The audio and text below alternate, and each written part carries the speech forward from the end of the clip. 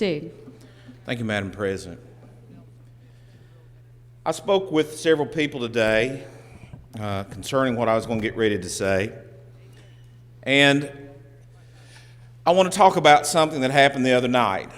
I don't want this to be taken in any way that not appreciative of somebody being recognized by the president.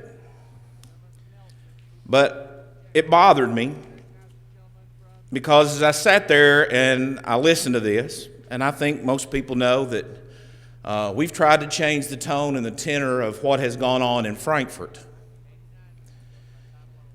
But I heard our governor give an address to this body, the joint session, that asked the president to get off our backs.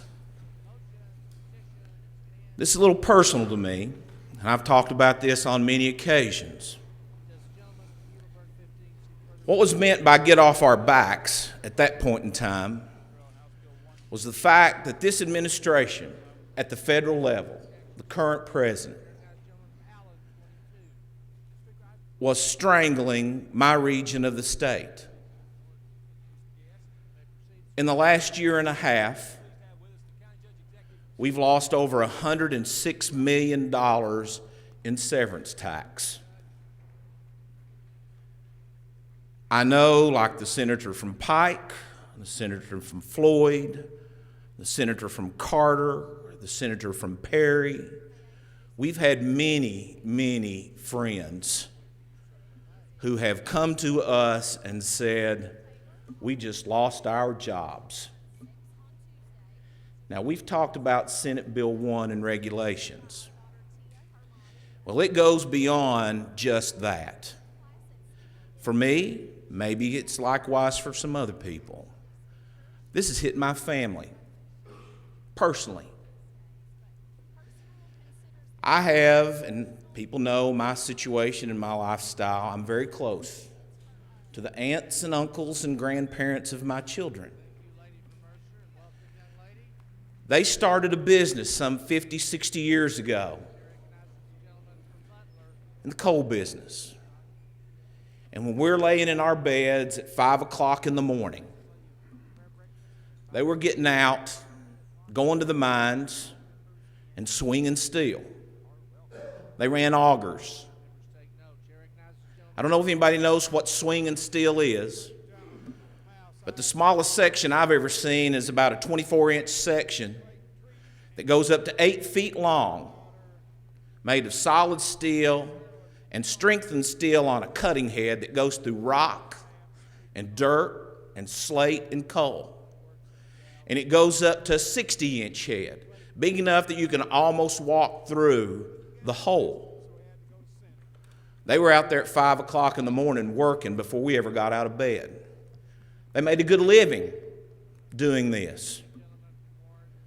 My daughters, hopefully my 14, 15-year-old son who was here with me the other day, will continue to see the benefits of what their aunts, their uncles, and their grandfather did. But I doubt it.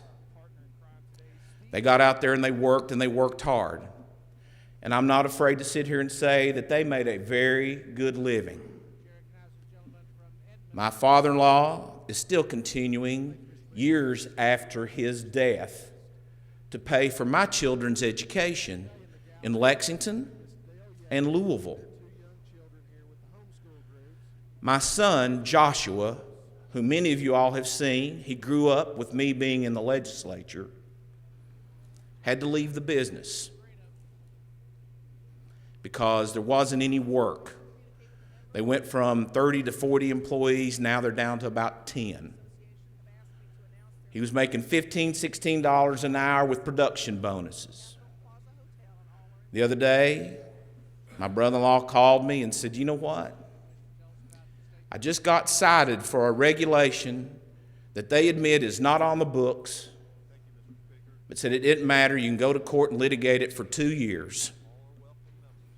We know we'll lose, but we're shutting you down. I would say that if the senator from Carter heard this, she'd be up in arms. And I'll bet she has, Madam President, that they've seen regulators from both the state and federal level who have done things like this. In fact, I think we read about what one legislator in the House talked about, some of them wanting monies to look the other way on regulations. But you know, it amazes me when I see this, and that my son, who wanted to go into that business, can't go into that business. He went out and got training, he left the family business, no longer there. In the first time in at least 30 years that I can remember, this company came together, and their members at the end of the year, and there was no profits. There was no distributions. And I'm not apologizing for the fact that these people got out and worked hard for many, many years. And I heard the governor say, "Get off our back." It bothers me. It is personal to me because of my families and my friends that I have seen this administration destroy. What also bothers me is the statements that the ObamaCare system is working. I have never been one to try to exaggerate numbers. I think it ruins your credibility. But I want to give you the numbers that our Secretary of Health and Human Services has given us.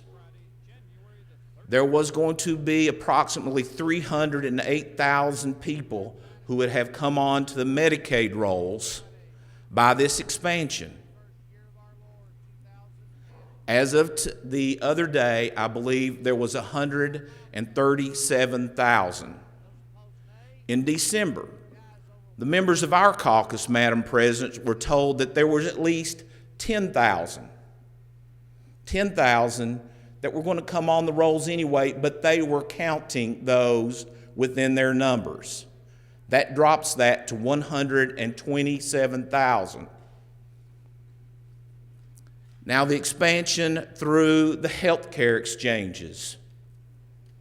332,000 people were supposed to have obtained insurance through the health care exchanges. As of today, with the latest numbers, or as of this week, with the latest numbers we have received, that's about 42,000. But I want you to understand something, the members of the body and the press, and I'll be interested to see if the Courier-Journal and the Herald-Leader write this. According to the executive branch numbers, 165,000 people have lost their insurance. That's a net 120,000 people who have lost their individual plans. That's something that's quantifiable. That is something there is record of. That is not an opinion. That is their facts. So out of a population of 640,000, they're around 170 in the two plans combined. But if we were in sports, as we've talked about sports today, on the healthcare exchanges, they're not even batting 150. They couldn't get the contract. They wouldn't be in the minor leagues. They wouldn't be in professional athletics. But then you add on those 165,000 people that also lost their insurance. We have spent, and don't think that it's just the state that's not spending, it's tax dollars, everybody's tax dollars. We have spent over $100 million to do, by their numbers, and giving them the benefit of the doubt, affect 5,000 people more than we hurt. 5,000 people more for $100 million, but we're authorized to go up to $250 million. I don't claim that to be a success. The success was creating a website. The product that has been cast upon us, that's been known as Obamacare, is an unmitigated disaster. And what brought it more to light than anything was something that I have heard in the last little bit. They don't want to talk about, and people want to ask names. I can give you names of people to call. Mike Corey, George Hammonds, who are helping seniors on limited and restricted incomes who have come in to see that their Medicare supplements have gone from $60 to $130, and they can't afford the Medicare supplement anymore. You can't go out and quantify that because we don't have the records. So that 5,000 dwindles. But the other day, I want to finish you with this, and I'm going to say something else about this. We're going to get into the budget process, and we're going to get into legislation. And I've seen and I've watched this. There's going to be other indicators from other people outside this process that this isn't working. Just wait and see. But this is what I received from a friend. The Affordable Health Care Act that was supposed to have universal coverage. Madam President, I'm going to read. I have finally reached my vent threshold. This is a friend of mine. One of the major tenets of Obamacare was the right to keep your health insurance if you wanted. My high-risk pool was discontinued December 31st, 2013. As of today, January 2014, I am without any health insurance. My new provider is so far behind with the processing that I'm still in process, and nothing can be pre-authorized, including my PET scan, to determine if the spots on my lungs are inflammatory or cancer. I have paid for my health insurance for 33 years, but now, due to the president, I have none. Don't know when I may get it or when I may get my scans. I sure wish I had my old health insurance, President Obama. This lady has been a friend of mine, and many people in this body know her. And she can't get a PET scan. She has fought throat cancer for the last year and a half. She has lost at least 10 or 20 pounds, numerous pounds, because of the treatment. She wears a scarf to hide the scars from the burns on her neck from chemo and radiation. And we want to be recognized as a success in this state. I'm not going to stand up and be recognized for anything that has this type of impact and effect on the state of Kentucky and its people. Thank you, Madam President. Thank you, Senator. Next order of business, Senator from Clark. For what purpose do you rise? Communicate with the body, Madam President. Please proceed. There are times that I certainly share the concerns of the senator from Clay. There's no question that there are actions taken by the administration in Washington that our caucus doesn't agree with. There are actions oftentimes that are taken by the administration on the first floor that we don't always agree with. And I feel for the letter from the friend of the senator from Clay, but I would once again remind folks that we can't repeal the Affordable Care Act from the Kentucky State Senate.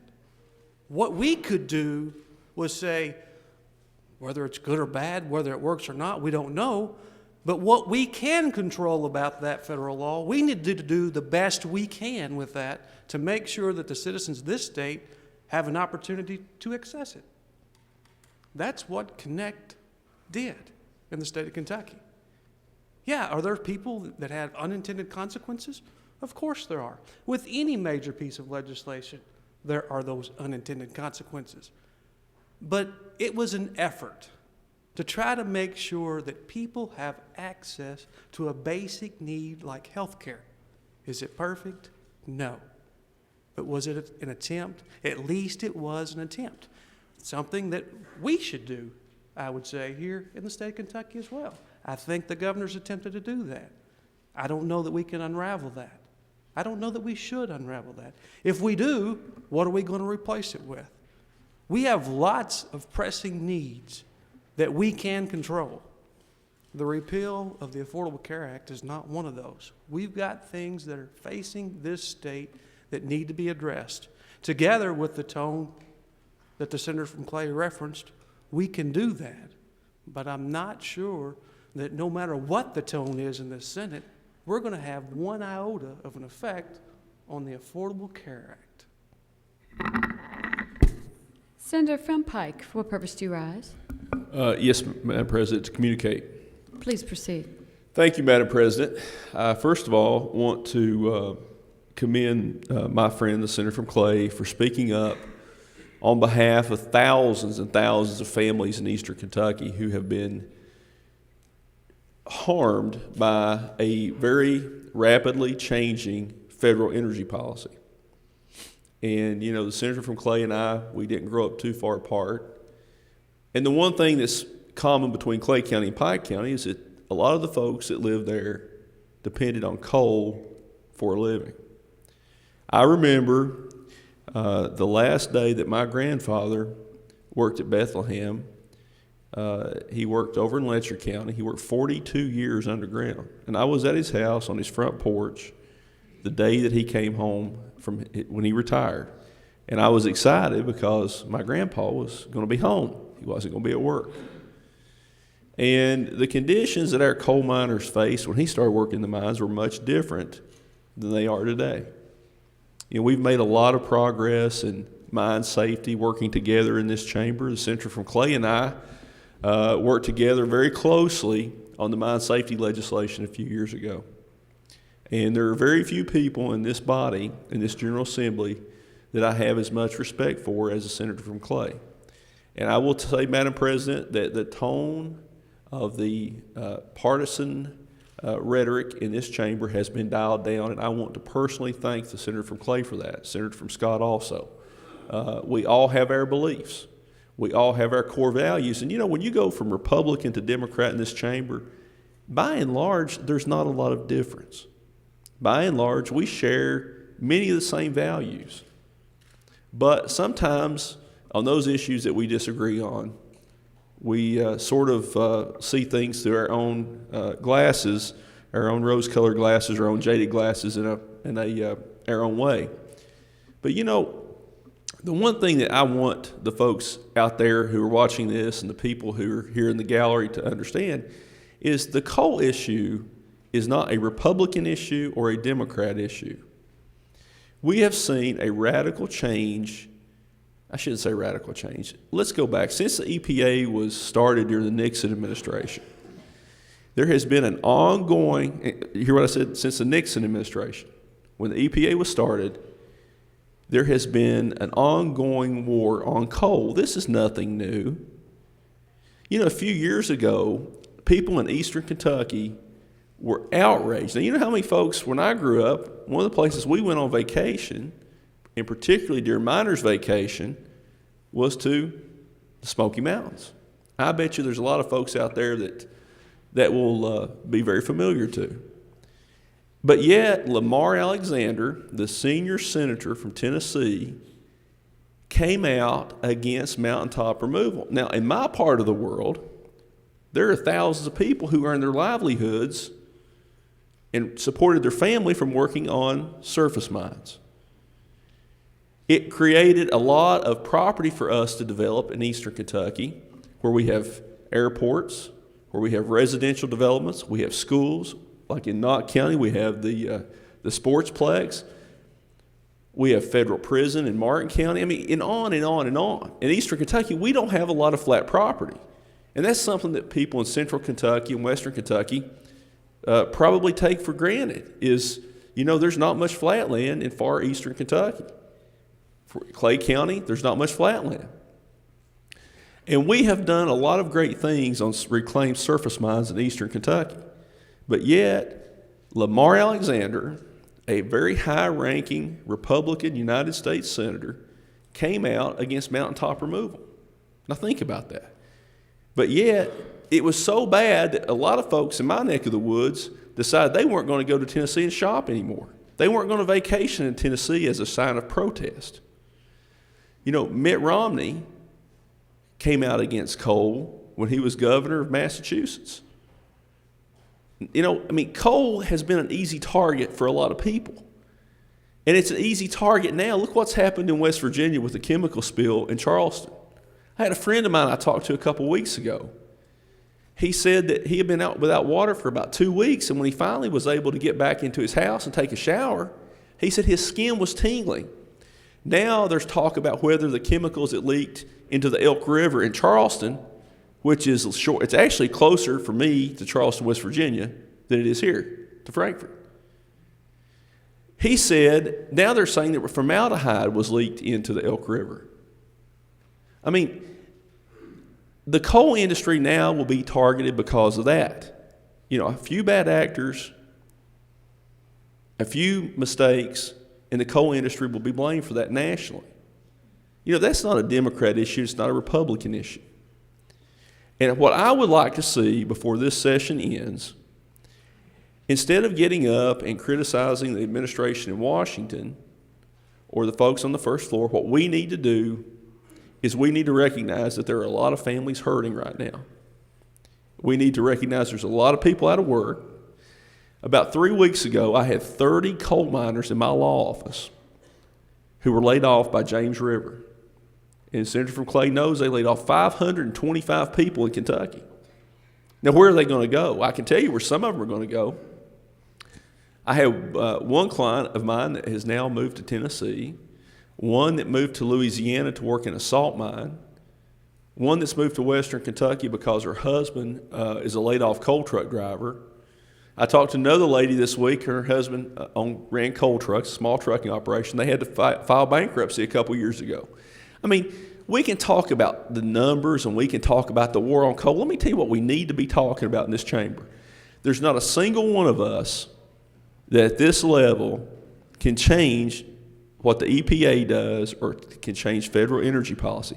But we can work together to come up with some ways, to come up with some programs for retraining our coal miners, for helping find our displaced coal miners find jobs.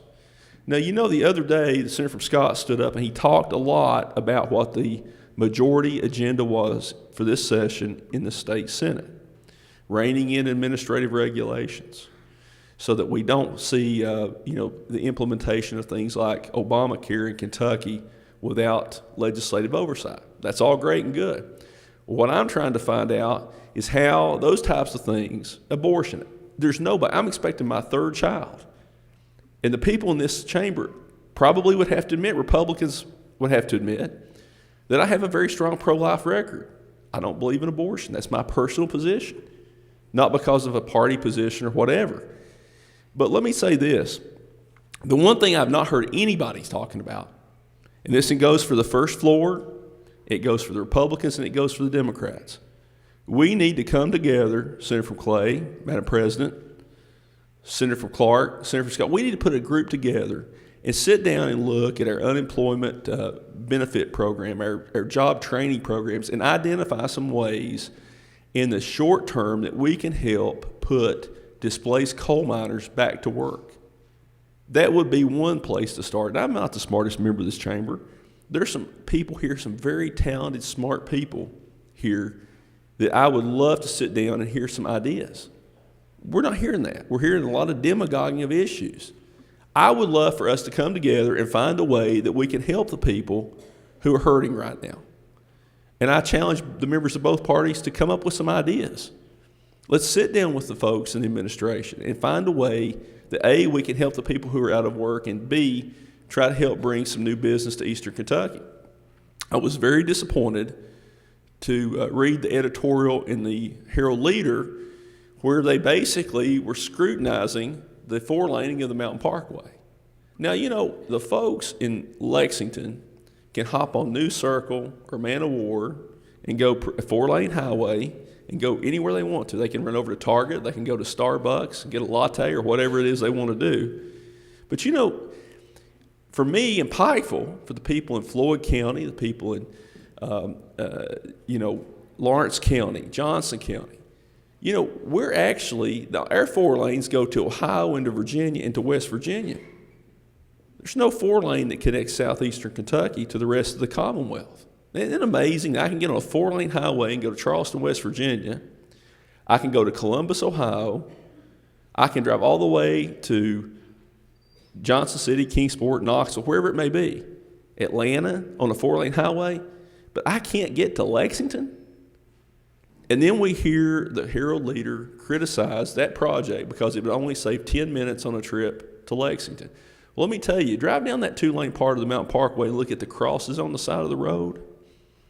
Nobody's talked about that. There's been a lot of folks who've been killed on that road. It's a very dangerous road. And at some point, we need to have the same conversation about the Daniel Boone Parkway. And I think the senator from Clay would acknowledge that there have been a lot of people killed on that road. It's a very dangerous road. We don't need to be playing this Republican-Democrat issue when a lot of people are hurting. We don't need to be playing Eastern Kentucky versus Western Kentucky. And I know that the senator from Clay is very excited about some of the proposals that Congressman Rogers and Governor Beshear have worked on to help Eastern Kentucky. The four-laning of the Mountain Parkway, the investment in high-speed internet service. Those are vitally important to our region. But we also need to we have 43 days left. By the end of that 43 days, I would love to see us come together as Republicans and Democrats and work on some ways to help the people that are hurting right now. Because let me tell you something. The people who are laid off, they can't wait to see what happens with ObamaCare. They can't wait till the Mountain Parkway's four-lane. And you know, a lot of these families are not going to be able to wait till the November elections till all this shakes out. So I would implore the members of the majority party to put a working group together to where we could sit down as Kentuckians and come up with some ideas to help the people who are struggling right now, who are worried about making their mortgage payments, who are worried about paying their kids' college tuition, who are worried about paying their car payments and putting food on the table. Thank you, Madam President. Senator from Jessamine, for what purpose do you rise? To speak to this issue, if I may. Please proceed. As we have watched the senator of Clay and others make comments, this is probably called the Unaffordable Care Act, in my opinion. Having some knowledge of insurance and finance, this will be a financial disaster not only for Kentucky, but for most part for this nation, as I don't know if it can succeed in the long run. It just meets all the expectations of failure for an insurance company when you base it on risk. This has been a plan in Kentucky which has been superlative praise throughout the media and in the national news because our administration chose to set up the exchange. But this has been a plan in Kentucky and nationwide to many degrees to get the uninsured insured and the insured uninsured, as we had all of those policies discontinued that they were told they would keep. And even as we know, the Speaker at that time of the House when this was passed said, "You better pass it before we read it."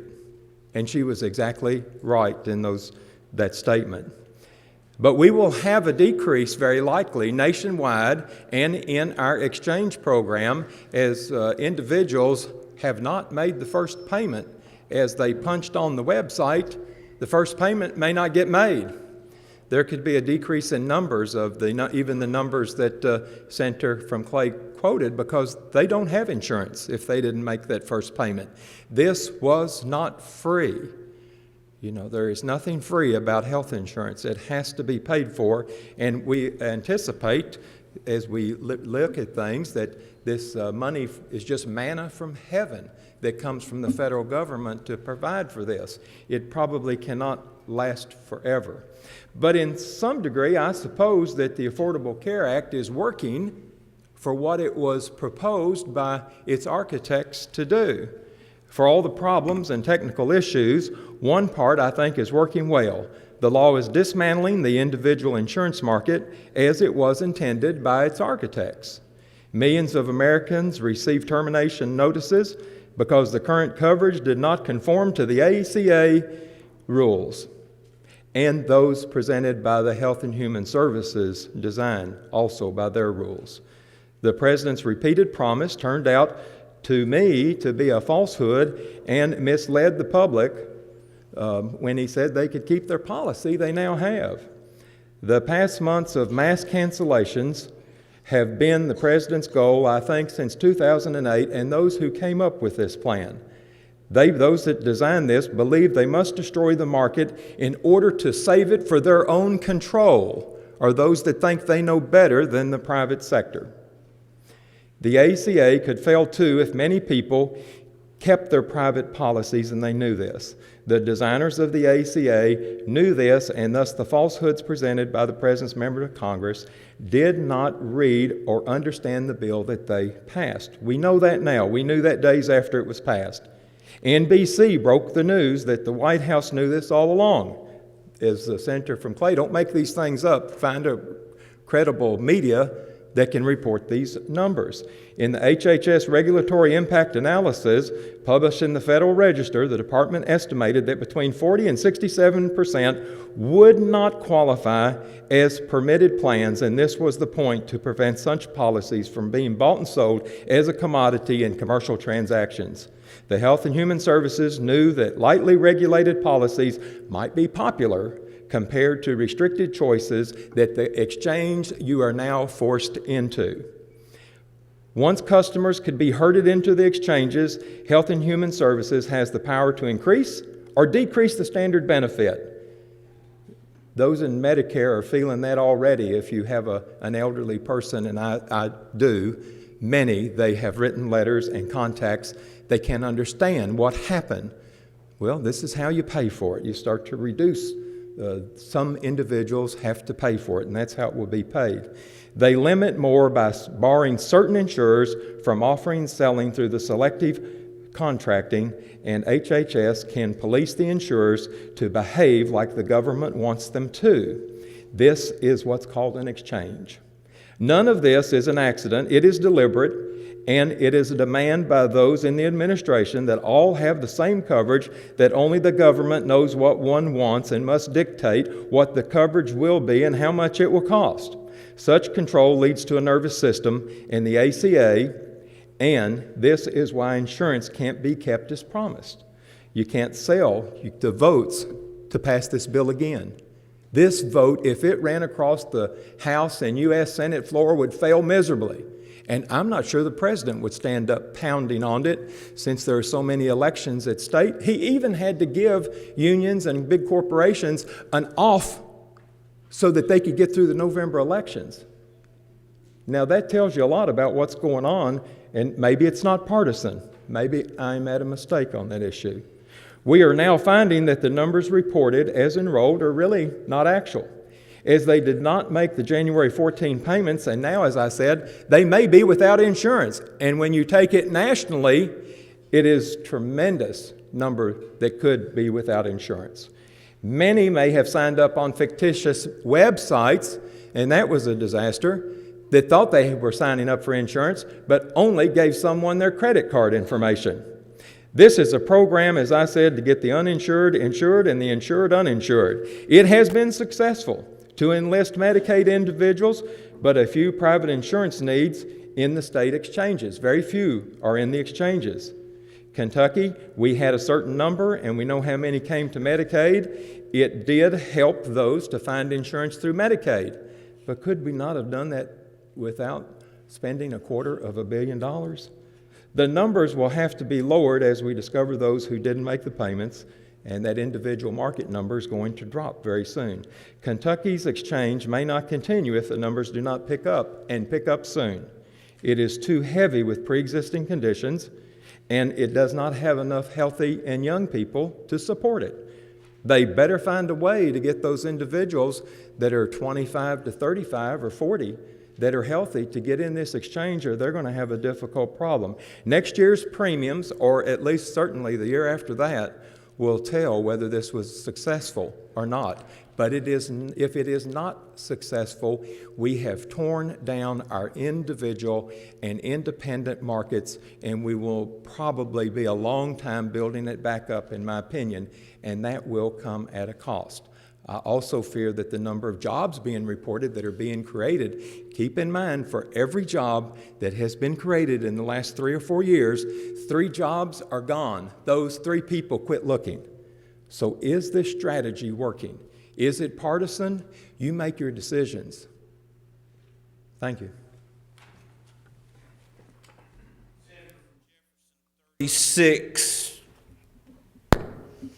Thank you, Mr. President. I don't really see this issue as being partisan. I see this about public policy, and I think it is more than appropriate for us to talk about ObamaCare, the Affordable Care Act, the Abominable Care Act, whatever you want to call it. I think it's important to talk about it and know what's going on in this state as a result, not so that we can overturn it, because that rightfully is not what we can do here. But it affects us here in Kentucky. It affects us in the budget we're going to pass this year and in the budgets in the future. Let's take a look at Medicaid, what it's going to do. We've got to start planning now for what's going to happen when the federal government starts weaning us off that 100% for those additional expansion individuals. We've got to start planning for that. We don't have the money today if we had to cover that 10%. We just don't have it.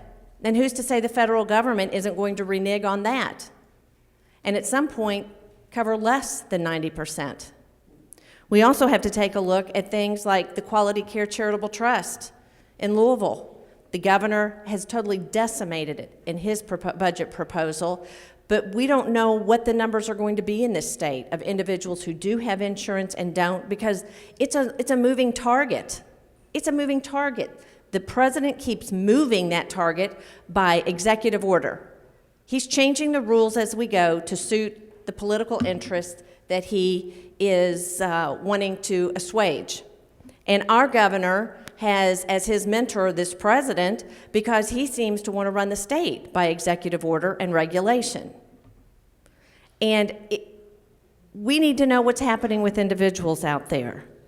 Back in November at, I believe it was a Banking and Insurance Committee meeting, we heard testimony from insurance companies as to what was going on with the individuals who were losing their policy, that they're not going to be covered as a result of Obamacare. And one of the insurance companies here in the state were at the table with their general counsel, and my question to them was, at what point along the years of once this bill, the Obamacare, was proposed and it passed, at what point did you know, as an insurance company, that there were going to be folks whose policies would have to be canceled? And you know what their answer to me was? Immediately.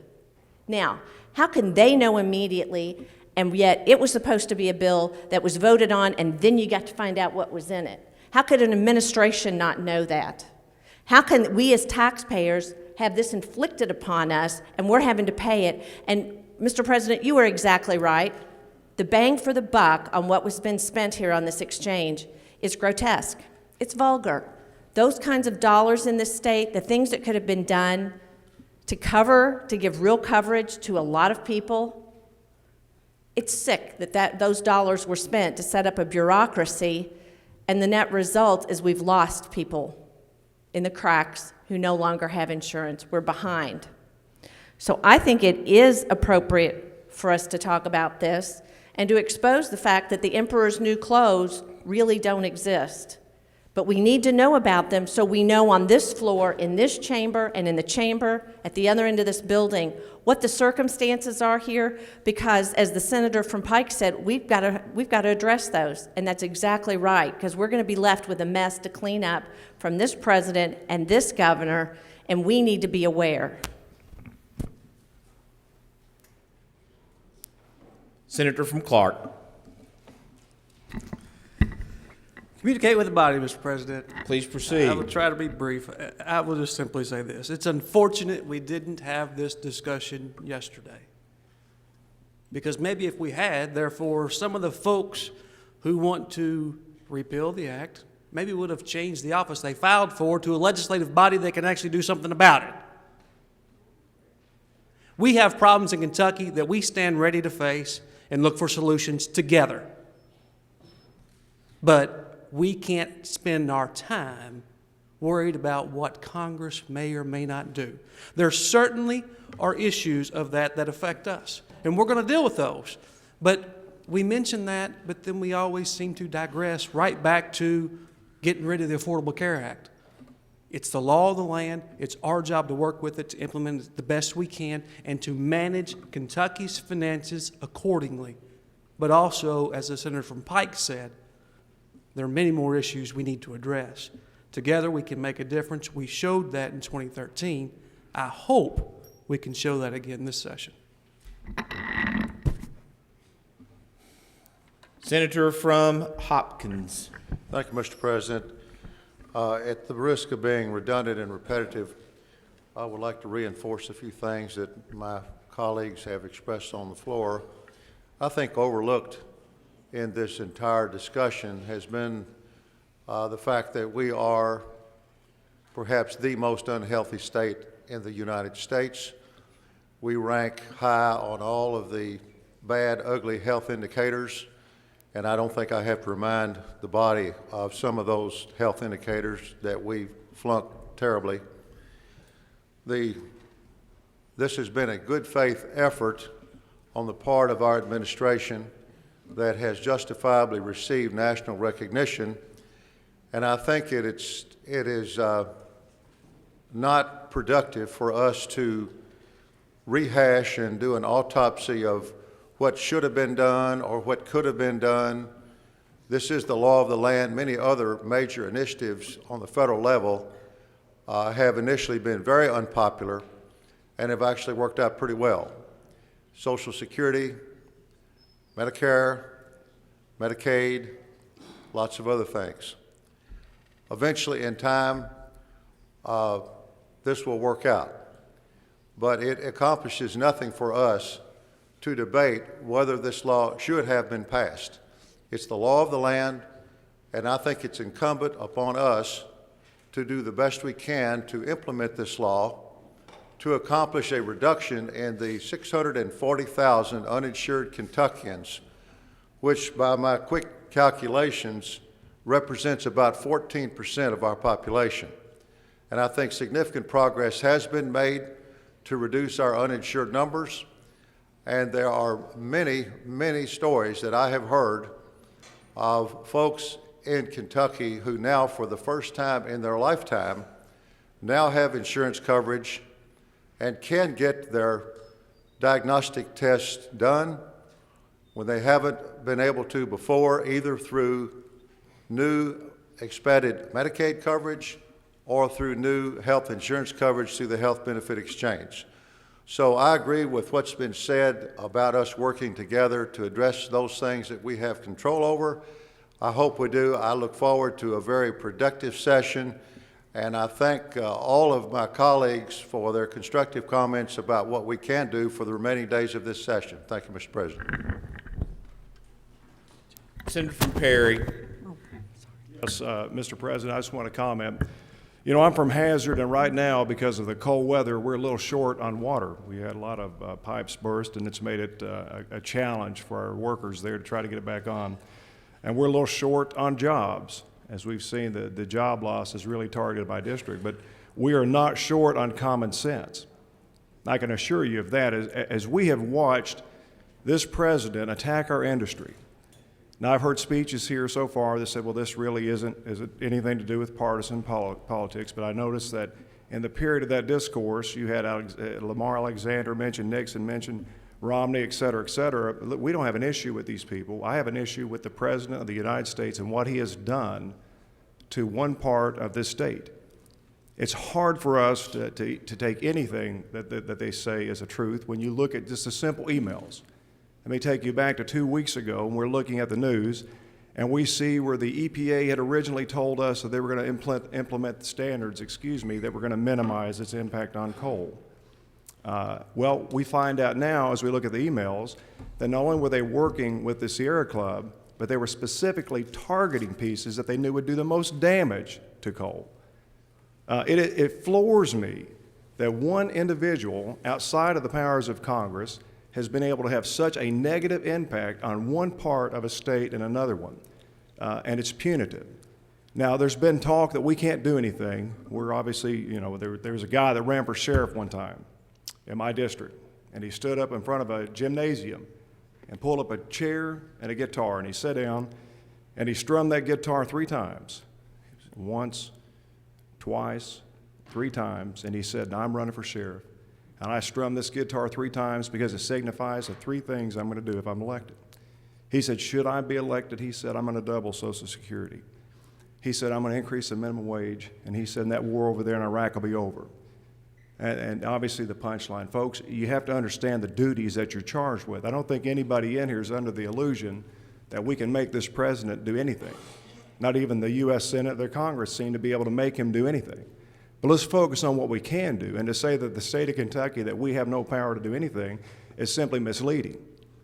We meet all the time with natural resources, and we butt heads with them a lot for those of us in the coal fields, but in general, we have a pretty good working relationship. So if you want to know what we can do to make it easier for these coal and the people that are going out and they're harassing what's left of our coal industry, is that our natural resources cabinet all the time is under threat. We started a campaign back in the summer saying, just say no. We asked them to start saying no to these new standards EPA keeps cramming down our throat. And they're worried because they're afraid if they do tell them no, this president's so punitive, we're always told, well, they'll take this funding away, or they'll do this to us, they'll come back on us. I have miners and coal companies come to me and they complain, but they say, don't really say anything because they'll make it tougher on me. Well, here's what we can do. We can tell our natural resources cabinet, hey, take a tough line with these guys, just say no, and we as senators and representatives, we will back you when they start in here trying to make these cuts.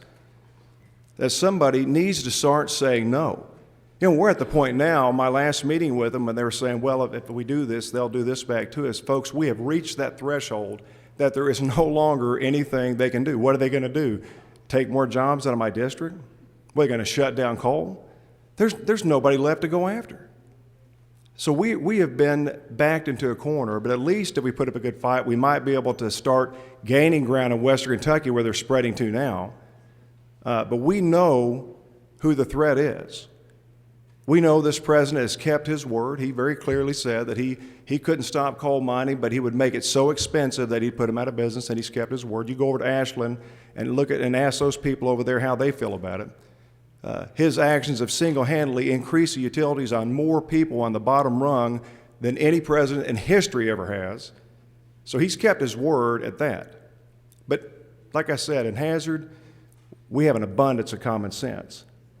And we know exactly where our problem's coming from. You take Caterpillar, a rich history. Take Wayne Supply in the state of Kentucky, a tremendous, rich history of growing and putting forth an incredible product and the service to stand behind it. They have recently had the first layoffs they've ever had. They had to lay off 35 people in Hazard there, not because the work's not needed, not because the world's decided it doesn't need coal. That's us.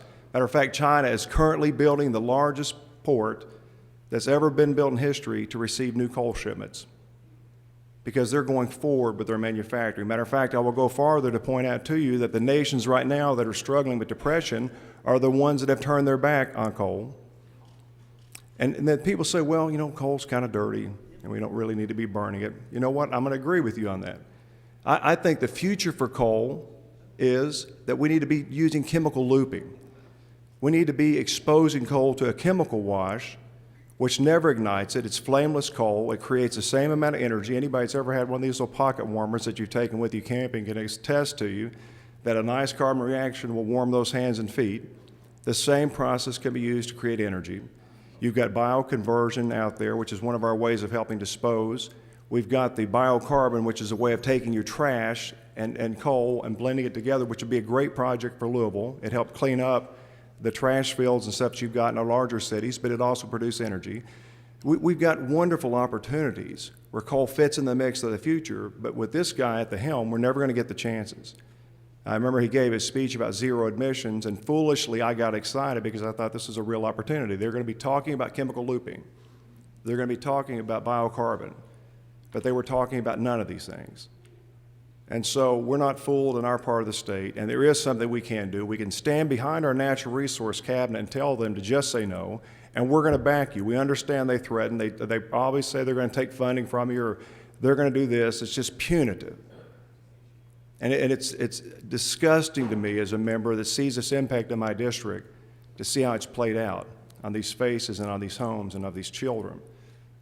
My district doesn't want a handout. We don't need you coming down there writing us a check so we can sit at home. If you've ever met a coal miner, one of our members stood up and said his grandfather was one. They are wonderful, dedicated people that are proud. I guarantee you that his grandfather never apologized for the work that he did because he knew that the work that he did was worth doing. And I'm proud of all the people back in my district, and I could not sit here and be silent. As Leo Tolstoy once wrote, I write because as I stand on the edge of the grave, I can refuse to be silent. And as we stand here at the foot of the grave of the coal industry that they're dumping on us, I refuse to be quiet. There is work to be done. But we know who's the target. We know where this is coming from. Nobody in here is fooled by that.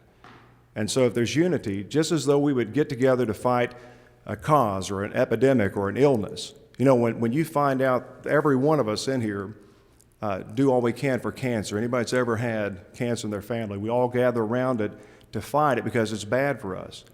When there's other diseases or illnesses or something that's hurting a community beyond party lines, we all gather together to fight it. This is an issue that reaches out across any boundaries, any politics, anything. It's an issue that's damaging to the population of the state of Kentucky, namely my district. And there are so many of us in here that are not Democrats or Republicans, but we're against this. And so I raise my voice today to say, we can stand behind our cabinet. Tell them to make the tough decisions. We're going to be there with you. They're in a tough spot, and they don't need to be caught between us. They need to be caught with us behind their back, helping them tell this federal government to back off, to just say no. Thank you. Thank you, Mr. President. I really hadn't planned to address the body today, but I'm going to ask for that privilege briefly because I have a perspective on the industry, on the state of the industry. I started being one of those people that got up at 4:30, putting a hard hat and boots on and going into the mountain and mining coal, and I am proud of that. I'm very proud and have that as a heritage and have that as on my resume. Made full circle. I was a state regulator after law school, worked for the cabinet, and went on to be general counsel, the fourth largest coal producer in the nation with operations in 8 states. So I know a little bit about the regulatory process and what it has become. And certainly the company I worked for is no longer in existence, but James River Coal was mentioned today. A lot of my friends went to work for them. A lot of my friends and people I work with are now laid off. So it is real, and it's here, and I have an incidental coal district now. We have the river, we have barges, we have major utility users that are certainly going to be affected. I've still got constituents that did just like I did, and they get up at 4:30 and they drive to the coal mines in Kentucky and West Virginia, and I feel for them because we are struggling.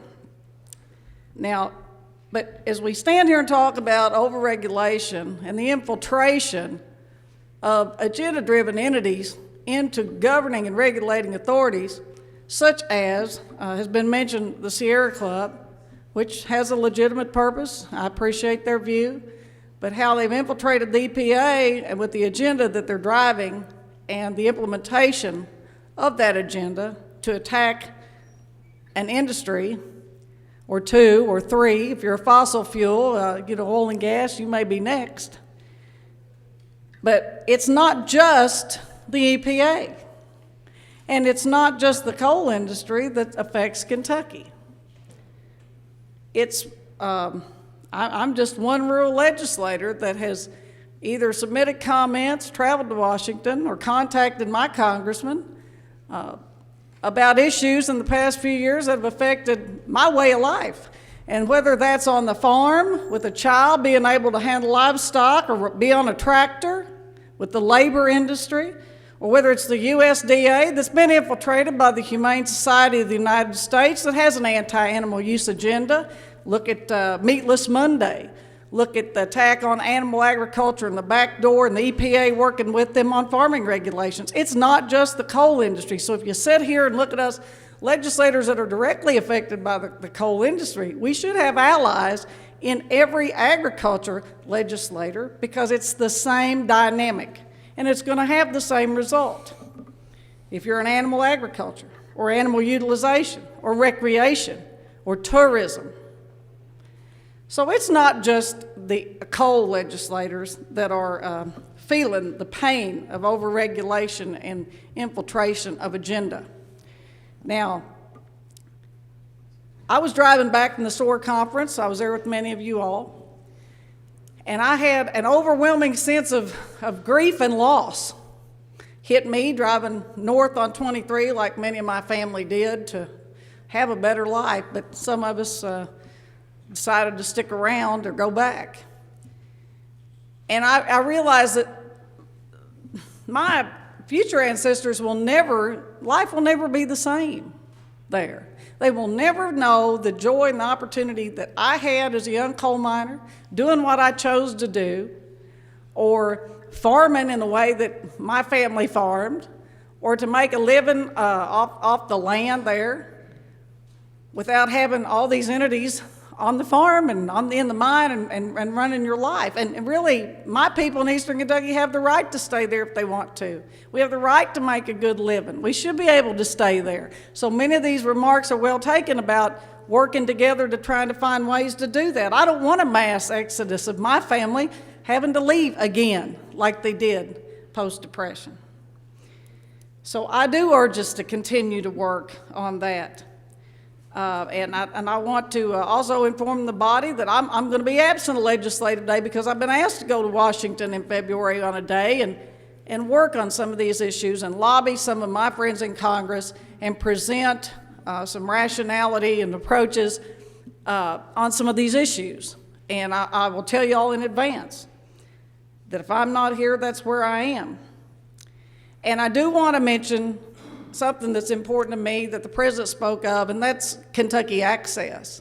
Because as a high-risk insured that probably would be in the high-risk pool, but for serving and having state insurance at this time, Kentucky Access is a model, a national model. What a success story, and how proud that we have been of Kentucky Access to serve those people in Kentucky that have been denied coverage or couldn't get coverage any other way.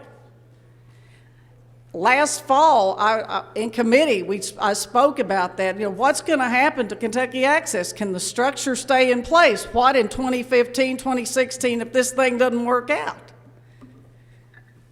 And I would hate to lose that structure. And I did feel a little better in committee this week when they said that there's still outstanding claims that perhaps would need to be, that structure would be in place until 2015, 2016.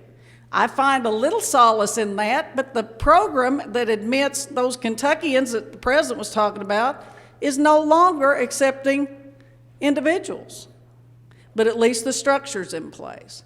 So Kentucky had done some things that I was proud of in reaching those people, especially the high-risk population. And I fear for those people now, and I fear for Kentucky Access and programs like it. There's just so many questions. But I just want to urge the body to stand with us. We're all in this together, whether you're a coalfield legislator, an ag legislator. We've got to find alliances and build bridges and work together, and I just urge the body to do that. Thank you. Any other member seeking recognition that has not been previously recognized? Seeing none, Senator from Pike. Mr. President, I'm going to make this short and sweet. I hadn't planned on standing up and saying another word today, but we have spent more time demagoguing the Obama administration here today, and we spent more time demagoguing the administration during this session, and God knows I am not an Obama supporter. I talked to my brother-in-law this morning, and I shouldn't share this. He told me his business, he's in the mining business. His business is down 40-some%. Thousands of people laid off. Well, you know what? I can't do anything about what Congress does. And if some of the members of this chamber are so disappointed with the ability of our federal delegation to carry this message to Washington, then maybe, like Senator from Clark said, you should have filed to run against them. You know,